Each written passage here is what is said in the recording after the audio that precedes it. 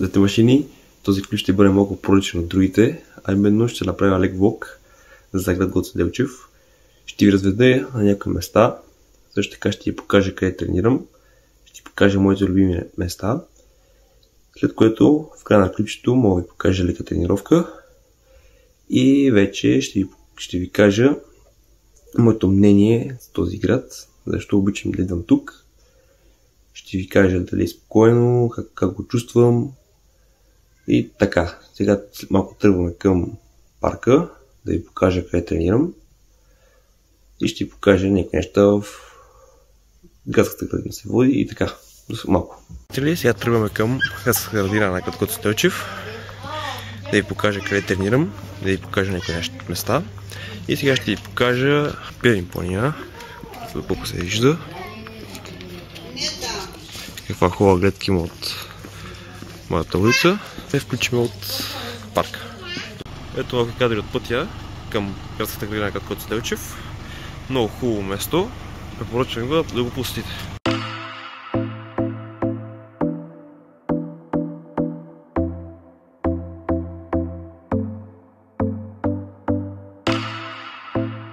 Приятели, сега влизам до... Ще ви стигам доста кадри, да видите. Това се води градска, не е парк, но аз казвам парк, защото за мен това е голямо да е градска градина. А за друг парк в Гоце Делчев нямам си представа дали има. Сега ще ви покажем, да има доста хора. Точно в такова време сме, час пик на хората.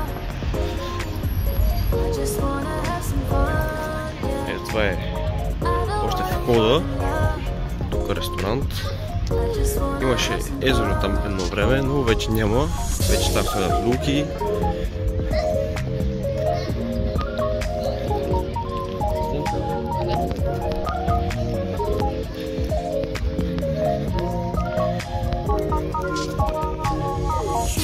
Ще се постара напълно да ви покажа кадрите. Както виждате, не е малък градът. Тук сме близо до центъра. Има си хубави дръвчета, много места за децата и малко за нас, големите, но това на нас не притеснява, не пречи.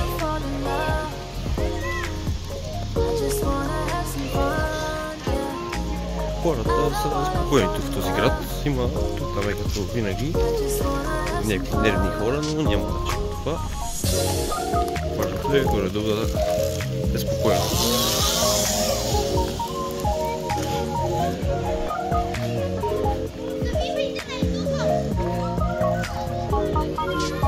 Ето сега тук хора, първото нещо, което ще ви покажа от този клип са лостовете, да видите къде идвам да тренирам, като идвам тук за по 10 дена. Тук ще ви покажа пътечките. Това е голема градина. Тук има стадион. Тук си е много голям стадион даже, но не мога да покажа. Играят футбол. Много... Даже тук мога да използват сигурно за състезания. Ето хора. Парка. Лостовете ми, които тренирам. Има малко хора, но не е проблем да снимам. Ако има проблеми, ще ви кажа. И са малко гадни лостове, особено този тук. Миналата година го изкъртих, докато правя силови. Част от стадиона. Идваме тук вече към коледния пазар. Това тук се седат целогодишно и отварят тези лавки и будки, когато си дойде времето. Тук съм идвал за Коледа, не знам какво е, не мога ви кажа. Ако някой гледа и този град, може да каже какво е. Има ли много хора, какво представлява в коментарите. Там в далечината, както виждате, вече идва фонтанчето. Много хубаво.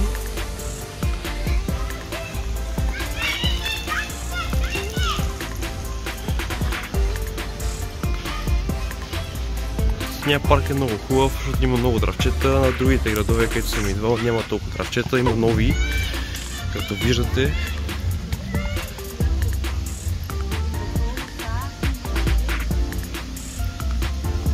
Всичко идеално тук за мен. Спокоен град. Миналата година бях свидетел на някакви проблеми, но няма значение от това. Няма как без проблеми. По принцип този фонтан се сменяваше, самата форма се сменяваше през определено време, но май вече така си седи, през вечерта свети, но не знам дали ще стигна да ви го покажа през вечерта.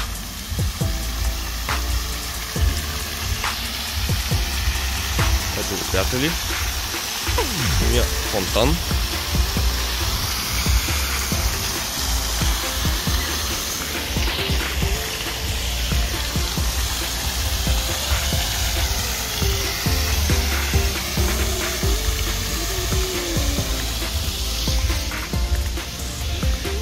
Малко вече ще ви покажа бонус нещо, ще ви покажа първия кмет на град Днепрокоп, т.е. това е старото име на град Гоце Делчев. Много известна българска личност, за което може би още не се сещате. Ето го паметника идва. Ако не се вижда, ще ви кажа кое е, но сега ето го.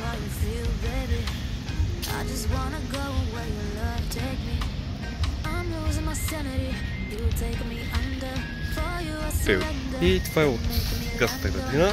Сега ще направя лека пауза да похапнем нещо и се включиме към път към центъра. С малко.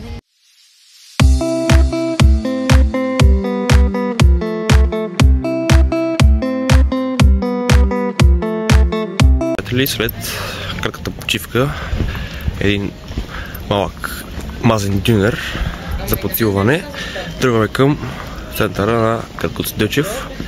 Ще ви покажа вече паметник на Гоце Делчев, ще ви покажа една градинка до центъра и през пътя ще ви показвам други хубави къщи и други неща, защото през пътя има много хубави неща. И след което се връщаме обратно към парка, за да направим леката тренировка и след което ще ви дам отчет дали ми е харесало или не. Ето хора, това е почти на центъра и както виждате самия път. Сега ще ви снимам и отзад, да видите. Ето част от общината, май. Не съм много запознат. Тук се намира от левата страна има православна черква. Сега точно не мога да ви покажа, защото тут трошерата. Там по-напред е паметника. Ето я.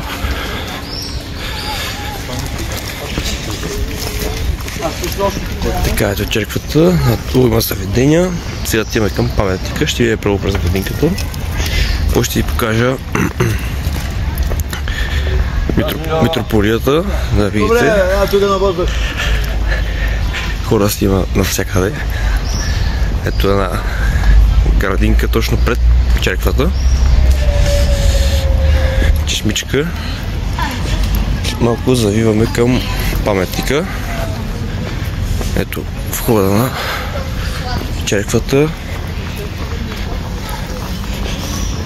След което ще минем надолу, после към центъра да ви го покажем. Ето паметника, даже има много хора. Това още не е точно центъра, това е край центъра. Както виждате е доста голямо местото. Ето надолу е центъра, вече може да видите. Ще и водим други хубави места в този град. Ето е митрополията. Ще доближа малко да видите по-хубаво. Ще снимаме от близко, естествено, няма да снимам толкова далече само. Паметника на Гоце Делчев има много деца, както виждате, но няма значение. По принцип това не е много хубаво да се качват на паметника, но нали, нещо време вече и родителите нямат това възпитание. Ето Гоце Делчев.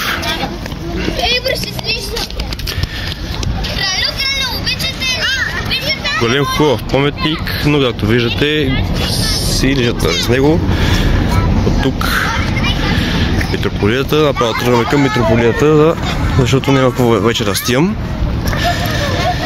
заради тези деца, както иде. И след митрополията ще се включим малко по-късно, като се почти на центъра.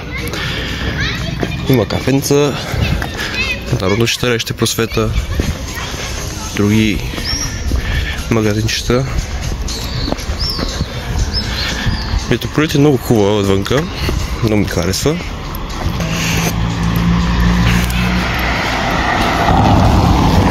Сега град ми харесва като цяло, не е нещо само за определено нещо ми харесва. Тук се връщаме обратно в парка по този път. Има пътища, които не знам на къде водят, но да. Ето митрополията. Да, хубаво место. Много хубава сграда. Много ми харесва. И да, приятели, малко се в центъра да ви покажем и други хубави неща. Просто малко. Приятели, една малка хубава градинка с хубава черква, точно много под паметника на Гоце Делчев. Тук има друг паметник. Сега ще ви покажа на кой. Ето го центъра. Та има друго описание на самата скала, където виждате. Ето е старата черква. Ето, на Христо Ботев. Сега ще ви доближа да видите какво пише. Христо Ботев.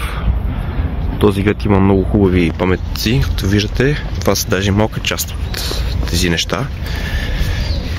Не е като моя град, да има един паметник, и то да е даже не знам на кое. Ето я хубавата черква, но обаче за жалост не знам дали работи. Ето сега пак тук запел Яворов. Много видите фамилията. И като цяло центъра с хубавия залез, kako светява. Ето самия град. Много ми харесва, спокоен. Има едно леко фонтанче долу, но той ни за жалост не работи. Тук идвам от години и никога съм го виждал да работи. Има си стари къщи, като всеки изоставени къщи даже, като всеки град, но тук на центъра, но като иде, има си магазинчета, кафета има вече много натам. Сега сме се запитали към Дома на културата в Гоце Делчев. Ще ти покажем и други хубави неща и после се връщаме. И така, приятели, хора, след този ъгъл вече е центъра. Ще ви покажа съвсем лека част от центъра, защото има много кафета, шумно музика, такива неща. Вие си знаете, кой не знае. Какво ще му кажа. След малко ще се включим. Ще ви покажем моста на влюбените и също така и културния дом. И да, после ще си помислим къде може на друго место или направо ще се прибираме. Ето тук център.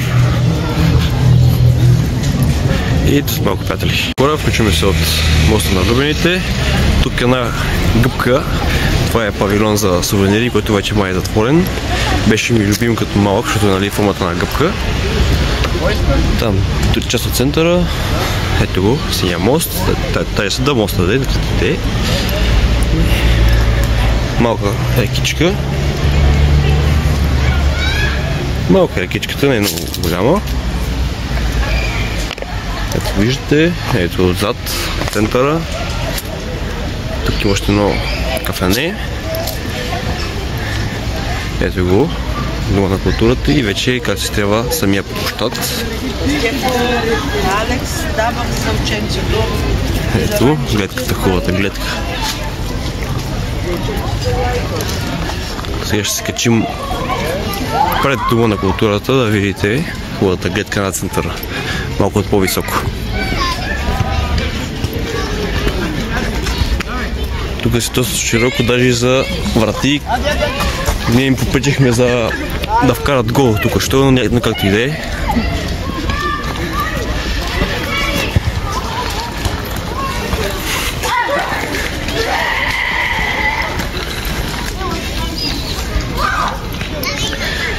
Голям град, но тъй като нямам все още кола, не мога да ви покажа абсолютно нищо. Сега мога да представя това хубаво нещо. Ето. Там си има градинка, има си мостче, за да намериш от другата страна, защото за тук като мога да кажа е като остров, защото минахме през реката, видяхте на там има още река и това като се на някакво малко островче. И ето хубавата гледка.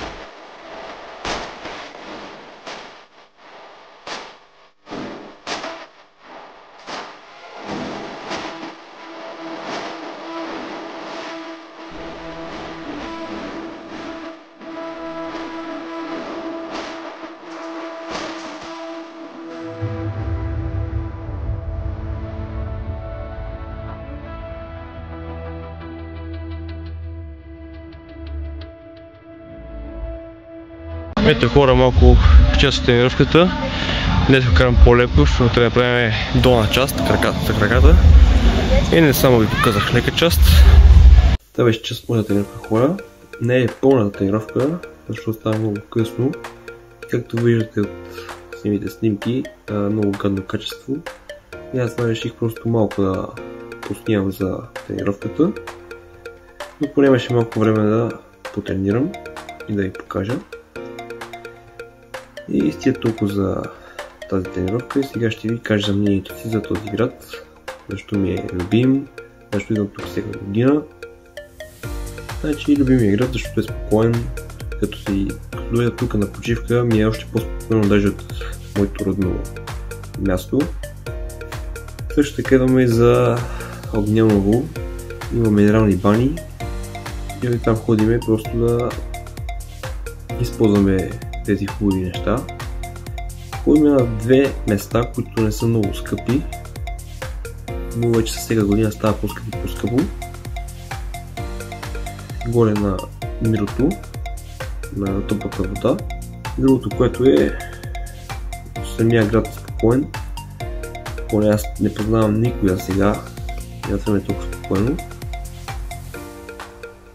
И до цяло да, и самия въздух срещам разлика, не ми е толкова задушно по другите места. И това е горе-долу за мнението ми с този град. Спокойно, хубаво, има много паметници, както вече ви забелязахте. Това даже е малка част от паметниците. Значи, като цяло да, зачитат си историята. Не да кажете един паметник има на Стилиоград и това да е. Има си паметници доста около центъра и сигурно и някъде с града имат паметници, но не знам къде са. И Като цяло да, това беше от този клип. Да ви е харесал. Ако е така, може да се абонирате. Също така може да посетите сайта magnesiumvanish.com и да използвате промокод способ 10% отстъпка на всички продукти. И да посетите Instagram профила ми, нека тук ще излезе. И това беше, приятели, до следващия път. Чао!